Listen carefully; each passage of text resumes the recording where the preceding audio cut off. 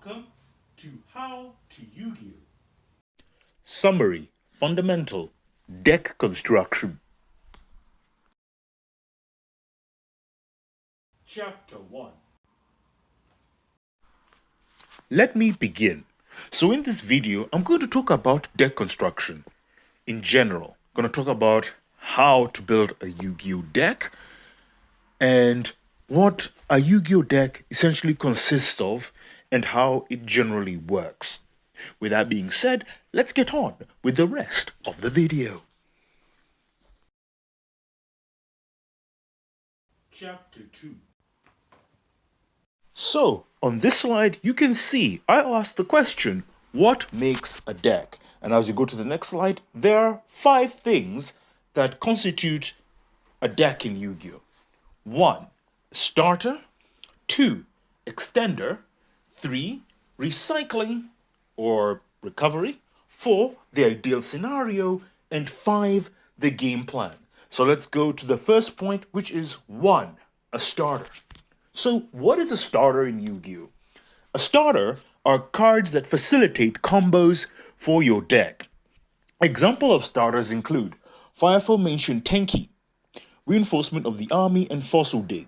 Look at these cards and they have a similar effect among all of them. All of them state add a level 4 or lower. So the ideal is that they start your plays, they start your combos. Any effect in Yu-Gi-Oh that mentions the word add is a starter.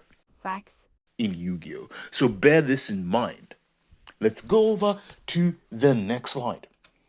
We have extender, right? So 2, extender. So what is an extender? An extender, cards that help accelerate your combos or simplify the combos you have. An example of this is Giant Rex or Dinotherium. So what do I mean by this? Look at Giant Rex and look at Dinotherium. These are cards that special summon themselves off of specific card effects. For example, with Giant Rex, if it is banished, it special summons itself. With Dinotherium, it can special summon itself when your opponent controls a monster. Either way, if there's some sort of mechanic for a monster to special summon itself easily, that is what we call an extender. Facts. All right, let's go to the next slide and talk about the third thing. 3. Recycling and recovery. So what is that? Cards that revive or recover your combo, if disrupted, can also start new combos when they are the only cards you have. An example of cards that are like this are Royal Firestorm Guards. If this card is normal summon, target 4 pyro monsters in your graveyard, shuffle all 4 into the deck, then draw 2 cards. Monster Reborn or Pot of Avarice. Cards like this, or cards with a similar sort of effects, are known as recycling or recovery tools that are part and parcel of deck construction. Indeed, these are the sort of things you'll need in your deck. Let's go to the fourth point. We'll have the ideal scenario. So for ideal scenario, key cards that you want on your field. Indeed, after you've described your deck, you will want to envision the ideal scenario you see for your deck. That is the ideal scenario, and it is at that point that you know what you want to be doing. So that's important to have the ideal scenario. And finally, we go to the last slide for the last point is 5, game plan. The vision you see of your deck winning. Indeed, this is important. What is your game plan? When constructing your deck in Yu-Gi-Oh, you need to have an overall game plan. What is the vision you see of yourself winning? How do you see your deck winning? What is that vision? Having a game plan is very important in the overall thoughts of deck construction.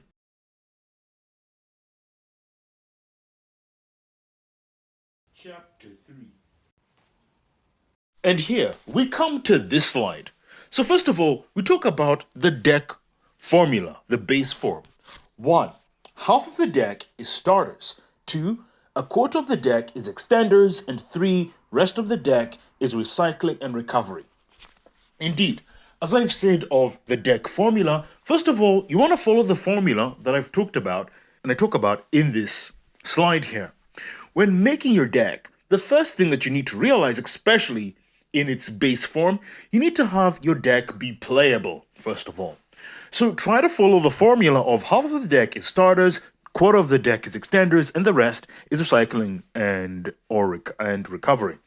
The point of doing this is not so that your deck is the best deck at the moment. You need to have it playable. Sorry, man. I'm gonna tickle you again. Wouldn't let that shit happen to me, though. And then once it's playable, you can go to the fifth point of deck construction, which is to consistently achieve your game plan. The vision of your deck winning is what is important, is what you need to have in your mind. When nothing ruins the game plan. And once you have this in your mind, then we can go to the final form of your deck. 1. Playtest the version on a free simulator, or if you don't have a free simulator, buy the cards, whatever it is, but find a way to playtest the deck base form formula. And then 2, after successful playtesting, 3, fine-tune the deck to match your playstyle. So first of all, you want to keep your base form, and you want to keep the deck formula base form. You want to keep fine-tuning it and keep playtesting it more and more and more to suit your playstyle. Over time, you may reduce your starters, or you may increase your starters. You may maybe increase your extenders or decrease your extenders. Instead of having a quarter of your extenders, maybe you might have, an eighth of your deck might be extenders. The point is, you want to keep fine-tuning your deck until over time you get to a ratio, you get to a point where you are happy with your deck. When it comes to deck construction, it's extremely important that you follow this formula that I've said so before. You can't just make up your rules. Creating a deck in Yu-Gi-Oh! Is an art. It is a skill, but it is something that takes time. It is not something that you can just build straight away. While, yes, many would say it is important to net deck, but this is where I have a fundamental disagreement with net decking. For me, in my opinion, especially for extreme hot take, I hate net decking, and net decking to me is something that does not give you the skill of deck creation or deck construction. If you net deck most of the time, you will not know how to make a deck in Yu-Gi-Oh! Because you'll only be using ideas that everyone else has given you. Not only will you not understand how decks are created, you will not understand the process of just cards or their significance or relevance or their importance. You will not understand how hand traps work, you will not understand the context of things, or you will not understand the fundamentals of effects and all manners of things in Yu-Gi-Oh! As you are simply just putting things in your deck or simply just using effects for the sake of using them. But when you construct your deck, when you know your deck inside and out, it is only then that you begin to see the special thing about Yu-Gi-Oh! It is only then that you begin to understand what spice is. It is only then that you fully understand what Yu-Gi-Oh! Is about and can appreciate Yu-Gi-Oh! For all it's worth. You can't handle the truth. This is why, in my opinion, I never net deck. I always want to keep my creativity live. I follow this process of just putting the deck to be playable first. Whenever I construct a deck, this is my opinion anyway, I try to follow this formula of I just make the deck playable first. I play test it enough and enough times, and after the deck is playable, then I start to fine tune it. To then I look at number 5 and look at the vision and say, what is the and I think to myself, what is the vision of my deck? What is the vision of me winning? What is the ideal scenario, or what is the ideal board I want to put on the field? And at this point, especially in the base form of the deck, it doesn't matter that my effects are negated or not. That is not the point. At this juncture of deck construction, I simply want to have this vision be realized, and I just play through the motions. Now, once I've played through the motions, then I start to finalize and fine-tune the vision. And I start to then incorporate things that can help me to make my dream or dream of the vision I have a reality. Is when I'll start to add maybe cards that will, stop me from getting hand trapped, or add cards in a way, or put cards in a way, or play in a way, have that I will not get hand trapped or that I'll be able to make my board quickly and efficiently. The point is that once you do this, once you have a base form of your deck that is playable, what you want to do is practice and practice over and over again. Keep your deck playable until you get to a stage that you're familiar with.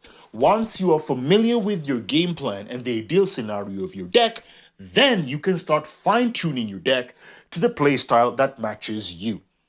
Now, all this can only be done if you make your deck with this formula.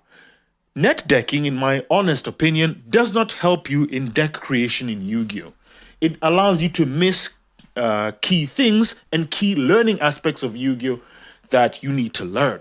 You fail to understand what hand traps and their usage are. You fail to understand starters, extenders, recycling, and recovery. You fail to understand just effects in Yu-Gi-Oh! Chain linking and chain blocking. All of these high-level concepts are lost to you. While you may know the theory of them, you will not know how to do them in practice.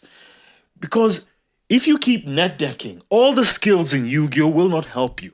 While you may know them in theory, knowing lessons in theory means nothing if you cannot apply them in practice. The truth you need to know. This is where deck construction is extremely important and one of the most overlooked skills that players don't really talk about or really mention in Yu-Gi-Oh!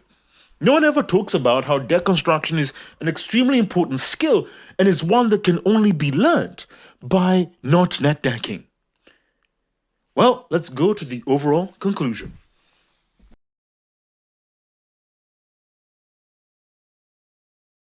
Final chapter. And so I will go to the overall conclusion.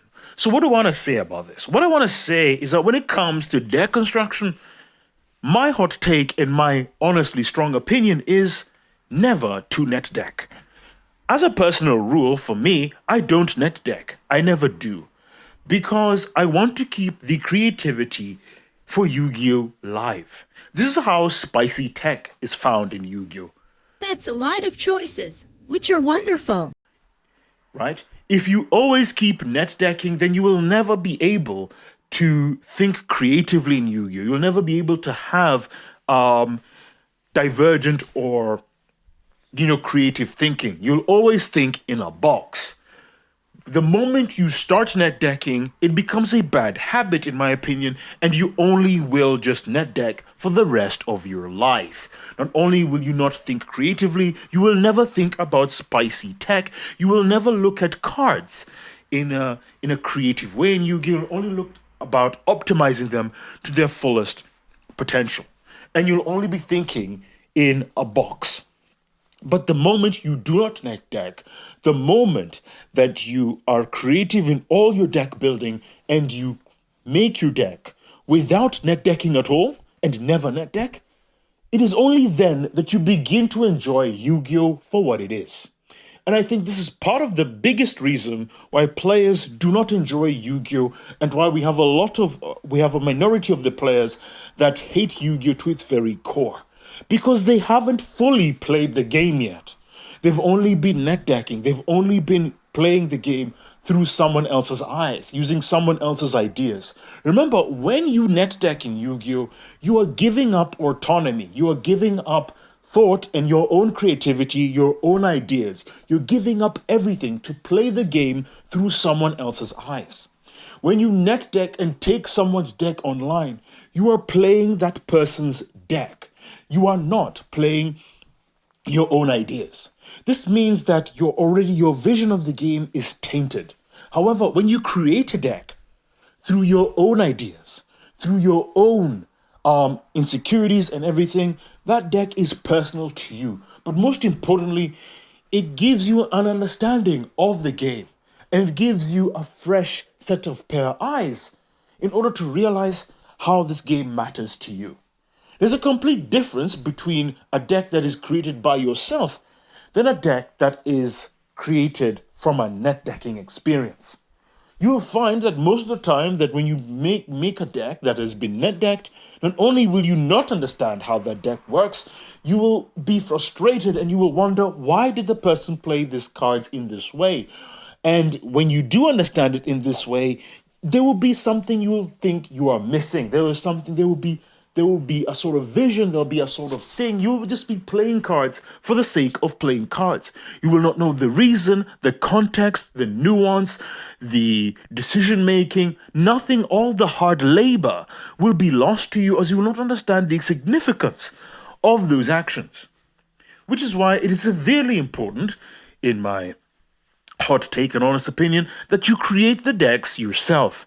Now, I know many of you fellow students would say that, yeah, net decking is something that, everyone should do. It makes deck creation easier, it makes deck construction easier. But herein lies the problem. If you want to become a Yu-Gi-Oh master, my fellow students, if you want to create your decks, and if you're always wondering why you are never satisfied with the deck that you make, because you're always net decking and you're always wondering why you don't understand how effects work, this is partly the biggest reason, because you've never created a deck for yourself. Whether it's a fun deck, even just a rubbish deck. The first exercise I'll give you, my fellow students, create a deck that is truly yours. Create it. Play with it. Have that experience for you for the first time. You will realize, you'll begin to understand Yu-Gi-Oh! To a deeper and more fundamental level. It is only by creation do we understand destruction. Believe it! It is only by healing do we understand the value of injury. Creation, construction is necessary to understand destruction. And is one of the core principles and one of the core principles to becoming a better Yu-Gi-Oh player. To become a better Yu-Gi-Oh player is to understand construction. To understand construction is to understand deck creation. And with that, I'll leave it to you, my fellow students, to ponder on this predicament.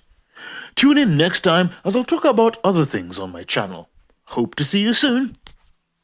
We come to the end of this video. So, as I like to say, you are one step closer to becoming a Yu-Gi-Oh master. My fate, right, is in your hands.